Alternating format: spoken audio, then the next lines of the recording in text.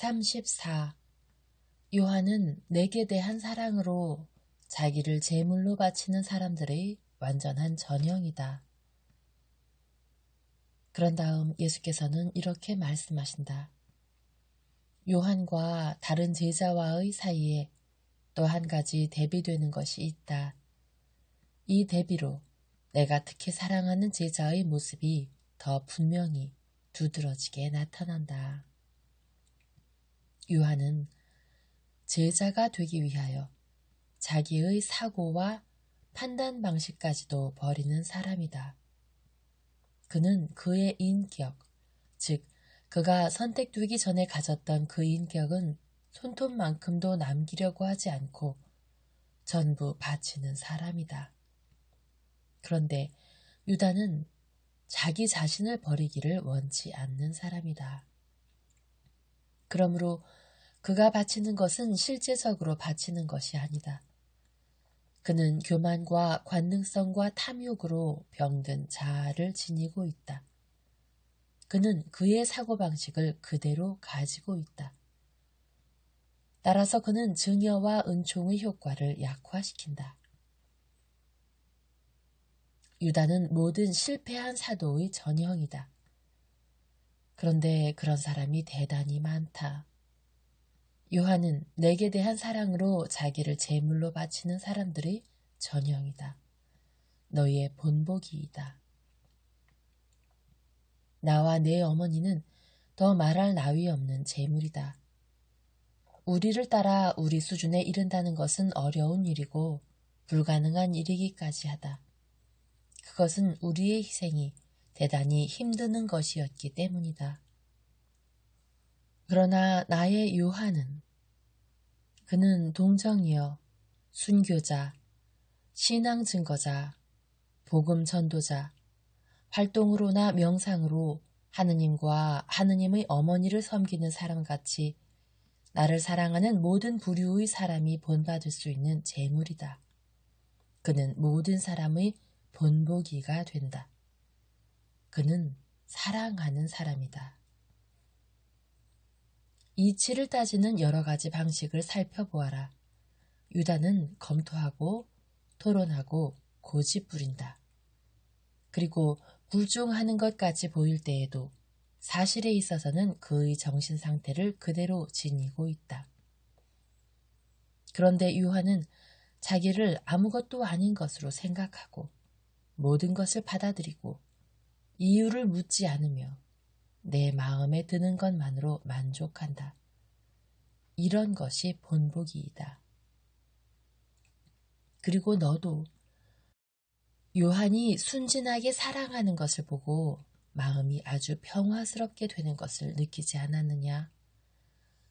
오, 나의 작은 요한아, 내가 사랑하던 제자와 점점 더 비슷해지기를 바라는 나의 작은 요한인 너도 모든 것을 받아들이고 사도가 말한 것과 같이 선생님이 하시는 일은 모두가 잘 하시는 것입니다 하고 말하여라.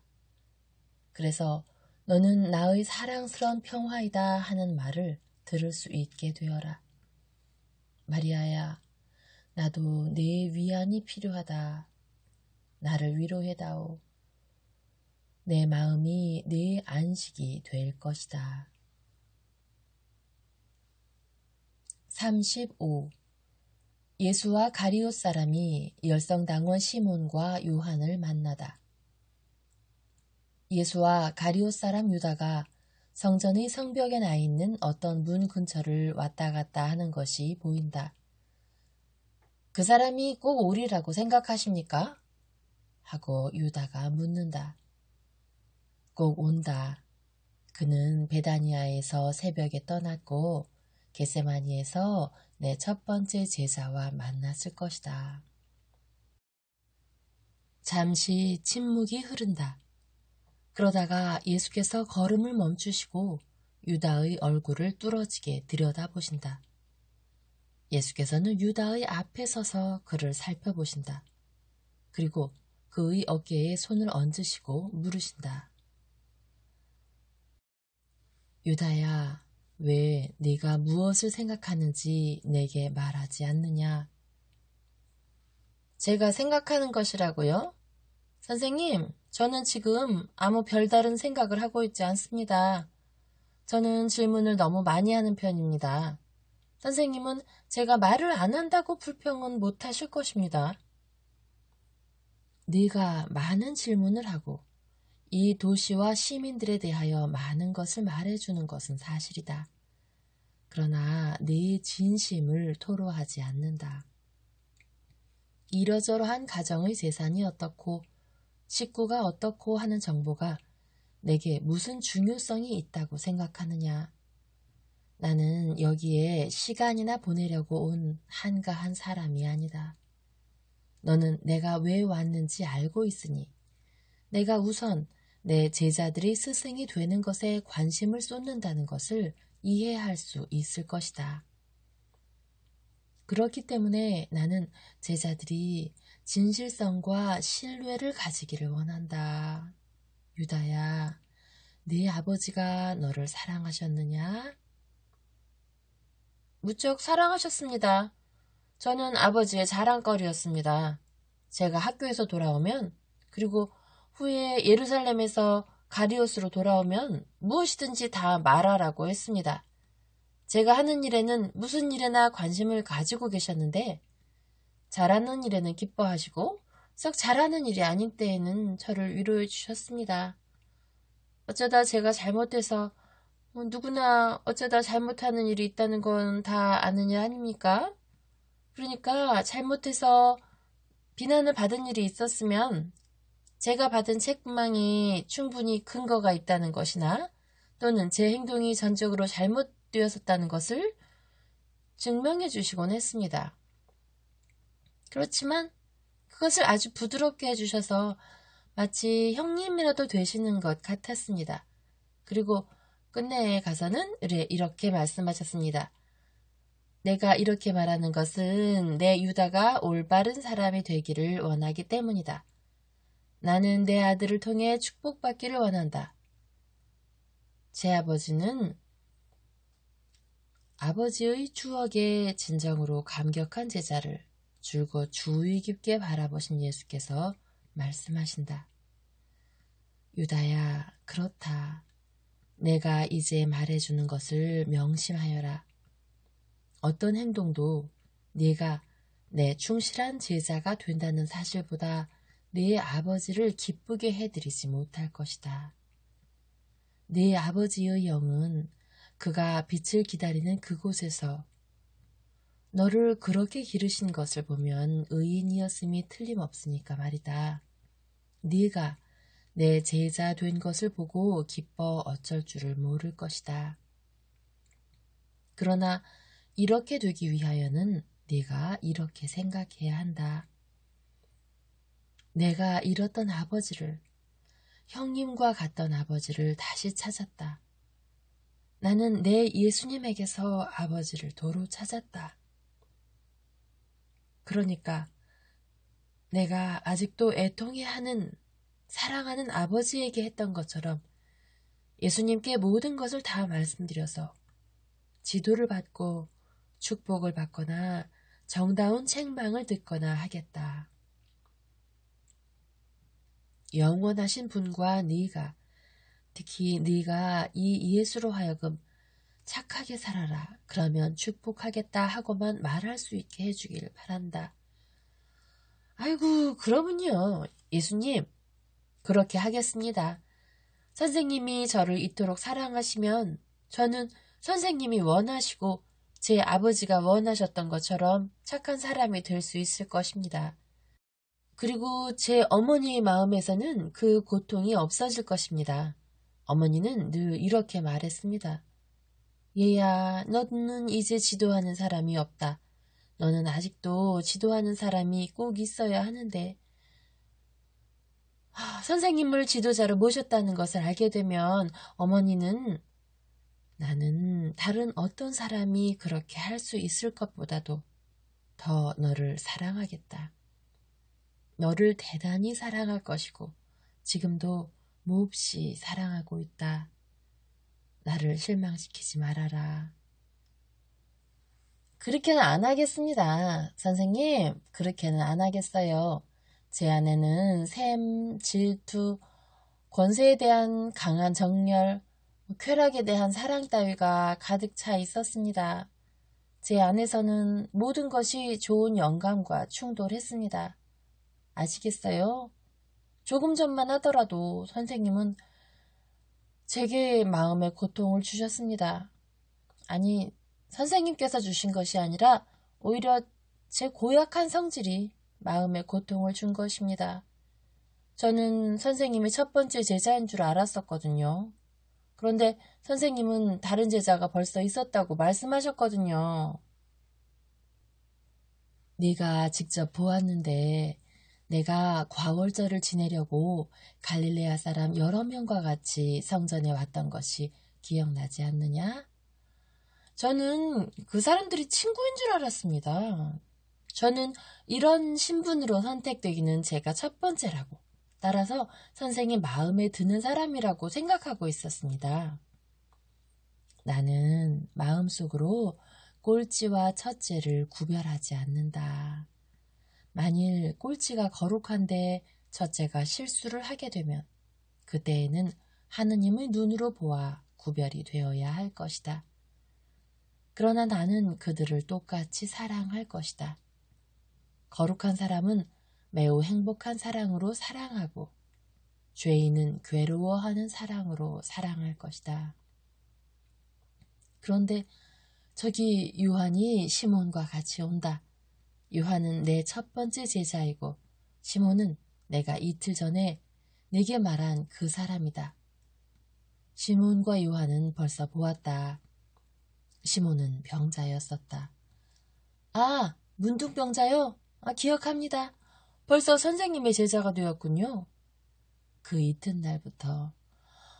그런데 저는 왜 그렇게 오랫동안 기다려야 했습니까? 유다야? 그렇지요. 용서하십시오.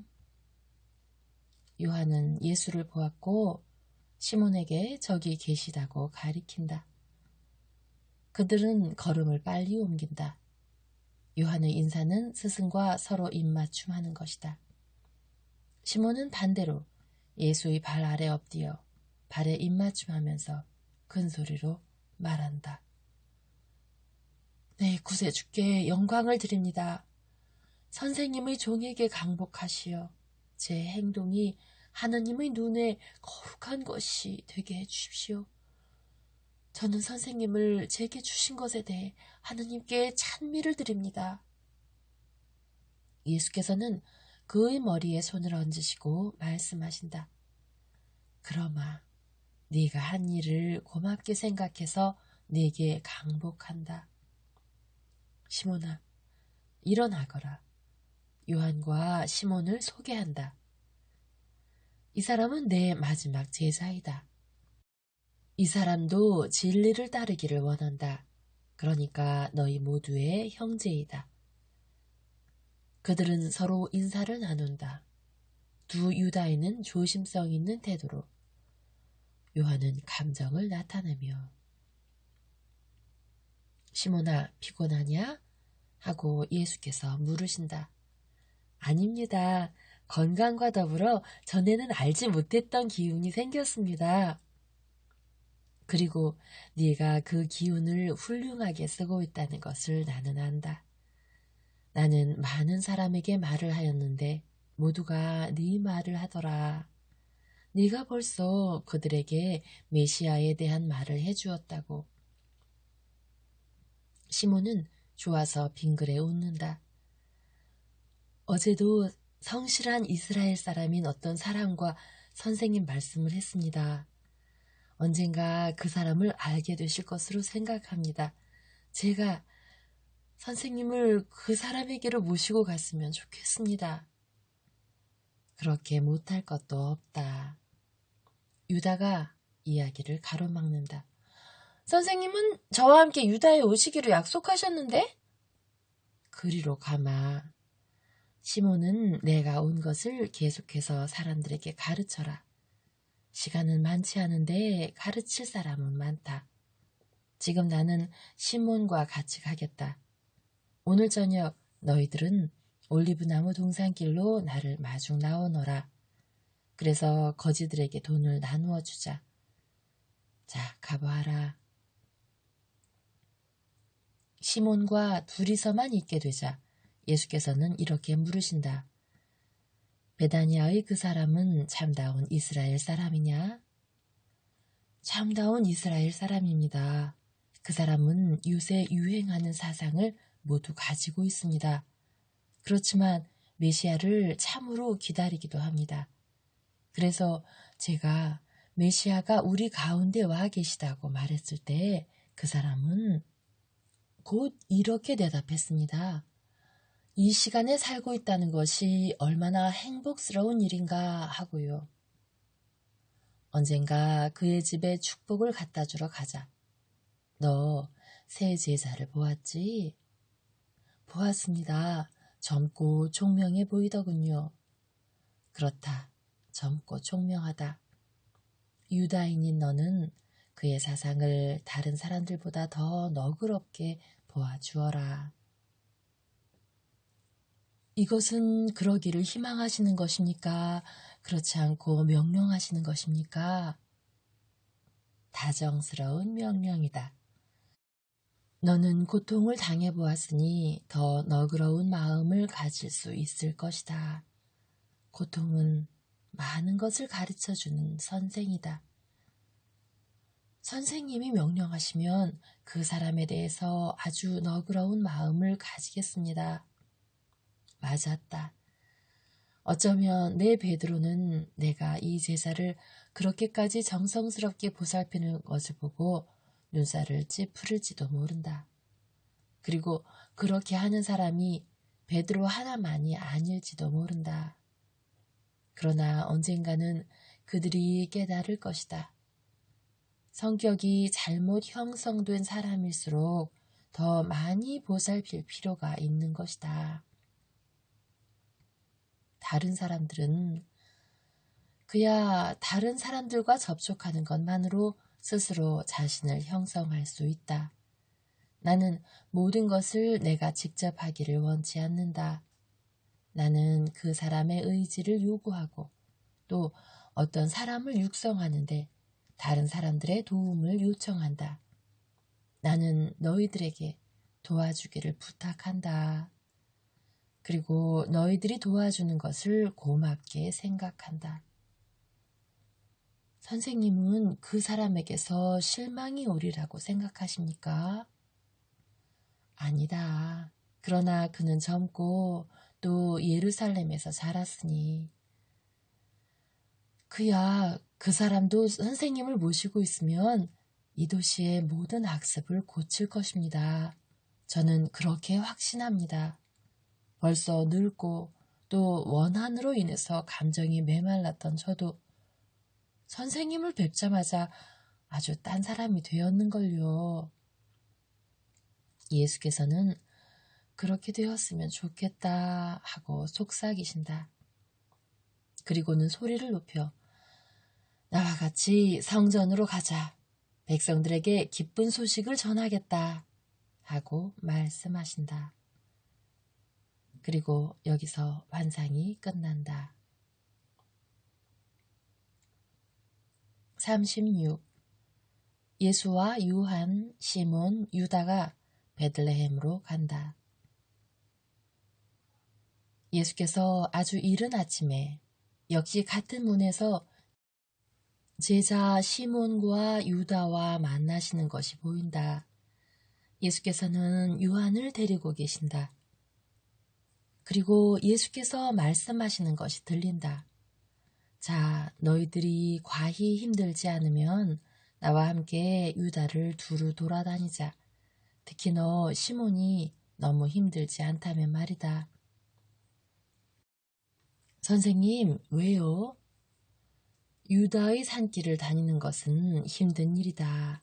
그리고 또 네게 해를 입힌 어떤 사람들을 만나는 것이 네게는 더 괴로운 일일지도 모른다. 걷는 일에 대해서는 다시 분명히 말씀드리지만 선생님이 제 병을 고쳐주신 뒤로는 젊은이보다도 더 잘 견디어내게 되었고 어떤 피로도 괴롭게 여겨지지 않게 되었습니다. 특히 선생님을 위해서 할 때에는 더 그렇고 지금은 선생님을 모시고 하니 더 그렇습니다. 제게 해를 끼친 사람들을 만나는 것으로 말하면 고통스러운 원한을 느끼지 않게 되었습니다. 시몬의 마음이 선생님께 바쳐진 뒤로는 그 마음속에 그 사람들에 대한 아주 작은 혐오감도 없어졌습니다. 증오심도 병의 딱지가 떨어져 나가는 것과 동시에 떨어져 나갔습니다.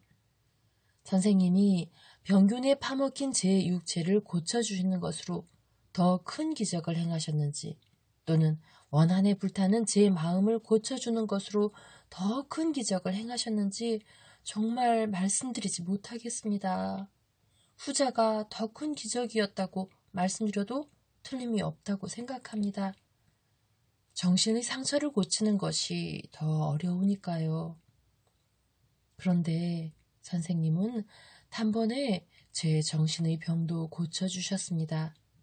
이것이 기적입니다. 어떤 사람이 아무리 온 힘을 기울인다 해도 대번에 나을 수가 없고 또 선생님의 거룩한 의지로 어떤 정신적인 체질을 없애지 않으시면 이렇게 나을 수가 없기 때문입니다. 내 판단이 틀리지 않았다. 왜 모두에게 그렇게 해주지 않으십니까? 하고 유다가 못마땅한 듯한 목소리로 묻는다. 유다, 선생님께서는 그렇게 하셔. 선생님께 왜 그렇게 말씀드려? 자네는 선생님을 가까이 한 뒤로 달라졌다고 느끼지 않나?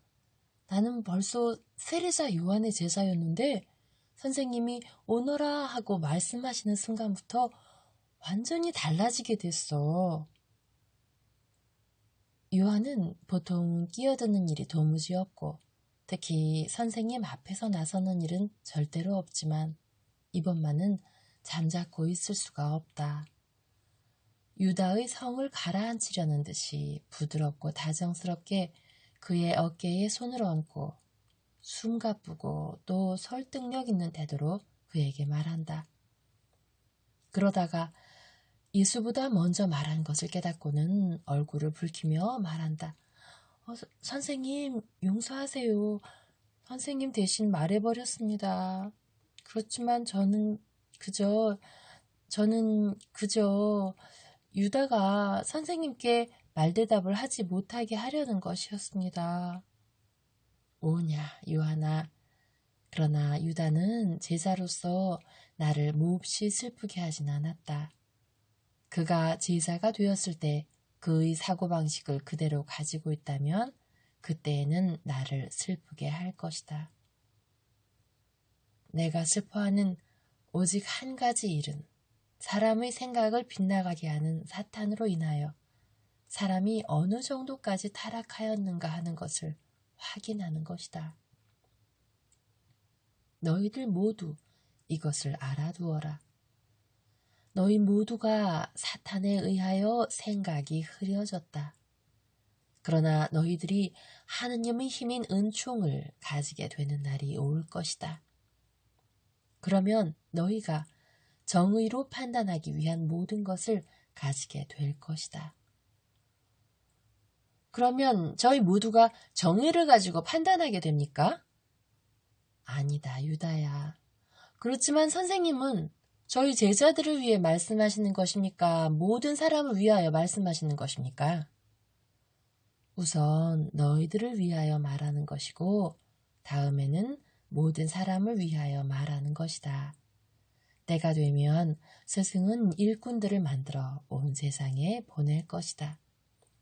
벌써 그렇게 하고 계시지 않습니까? 지금은 그저 너희들을 통해 메시아가 오셨으니 그분께 오시오 하고 말하게만 한다. 그러나 그때에는 너희들이 내 이름을 전파할 수 있게 하고 내 이름으로 기적을 행할 수도 있게 할 것이다. 오, 기적까지도요? 그렇다. 육체와 영혼에. 와, 그러면 사람들이 우리를 얼마나 우러러볼까? 이 생각에 유다는 기뻐서 어쩔 줄을 모른다. 그렇지만 그때에는 우리가 선생님을 모시고 있지 못할 거야. 나는 내 인간적인 힘으로 어떤 하느님다운 일을 하려면 늘 겁이 날 거야. 요한은 이렇게 말하며 생각에 잠긴 듯하고 약간 서글픈 태도로 예수를 쳐다본다. 요한, 선생님이 허락하신다면 자네에게 내 생각을 말해주고 싶네 하고 시몬이 말한다. 네 생각을 요한에게 말해주어라. 나는 너희들이 서로 조언을 해주기를 바란다. 선생님은 그것이 조언이라는 것을 벌써 알고 계시는군요. 예수께서는 빙그레 웃으시면서 말씀을 안 하신다. 그러면 요한, 자네에게 말하겠네만 자네가 겁을 내서는 안 되고 우리도 겁을 내서는 안 되네. 거룩하신 선생님의 지혜와 약속에 항상 의지하도록 하세. 선생님께서 너희를 보내겠다고 말씀하시는 것은 우리가 선생님께와 우리에게 해를 끼치는 일이 없도록, 즉 우리 모두에게 소중한 하느님의 이익에 해를 끼치는 일이 없도록 하실 수가 있으리라는 뜻이야.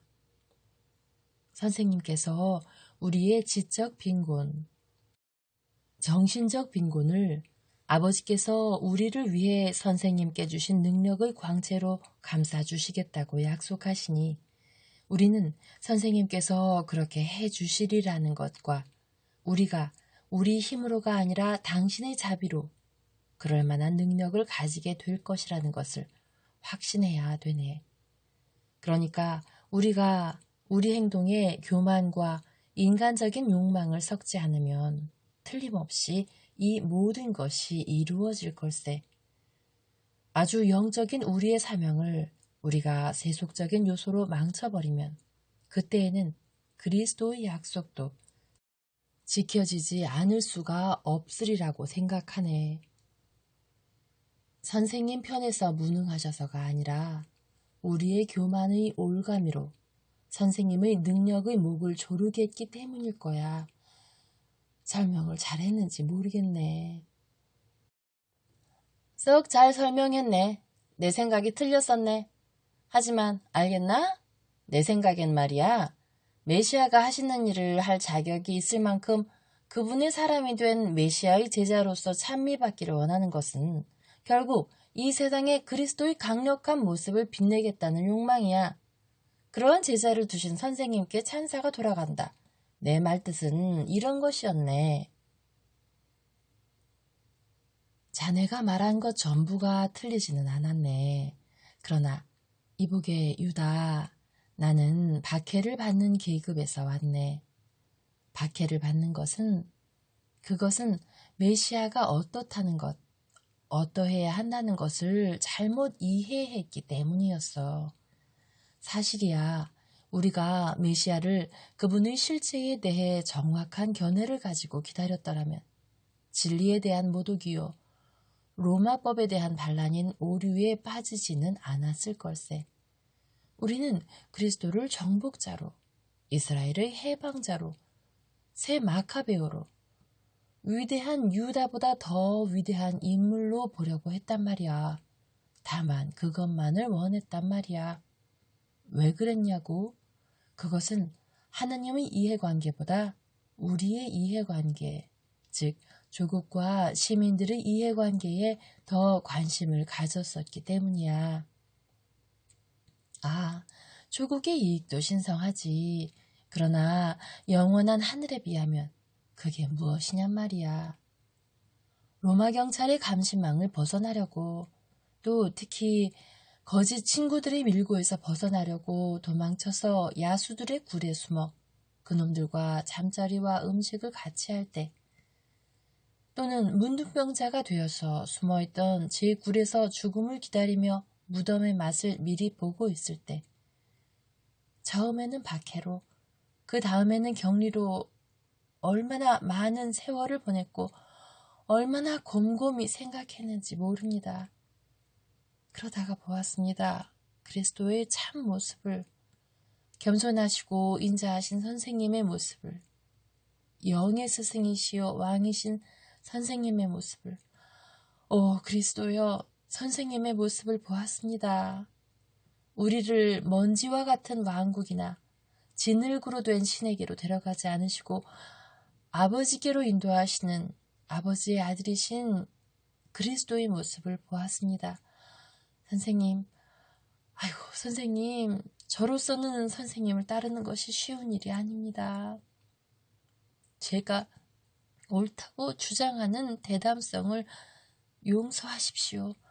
그것은 선생님을 뵈니 제가 생각했던 분과 꼭 같으시기 때문입니다. 선생님을 알아뵙겠습니다. 즉시 선생님을 알아배웠습니다. 선생님을 처음 안 것이 아니라 제 영혼이 벌써 알았던 어떤 분을 알아뵙는 것이었습니다. 그렇기 때문에 내가 너를 불렀고, 그렇기 때문에 지금 내가 유다에게 하는 첫 번째 여행에 너를 데리고 가는 것이다. 나는 네가 나를 끝까지 전부 알아보기를 원한다. 그리고 아직 나이가 어려서 절저한 묵상으로 진실에 접근할 능력이 부족한 사람들도 그들의 스승이 어떻게 이 시간에 이르렀는지 알기를 원한다. 너희들도 차차 깨닫게 될 것이다. 다윗의 탑의 근처에 왔구나. 동쪽문이 가까이에 있다. 그리로 나갑니까? 그렇다 유다야. 우선 베들레헴에 간다.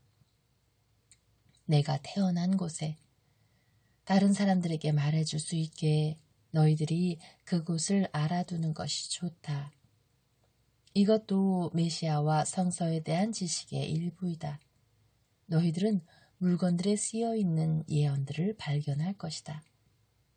그 예언들은 예언의 목소리가 아니라 역사의 목소리로 너희들에게 말할 것이다. 헤로데의 궁전을 빙 돌아서 가자. 악의가 가득하고 음란한 늙은 여우. 판단하지 말아라. 판단하는 것은 하느님의 일이다. 정원을 건너지르는 저 오솔길로 해서 가자. 해가 쨍쨍 내리쬐는 동안에는 어떤 인심 좋은 집 근처 나무 그늘에서 쉬도록 하자.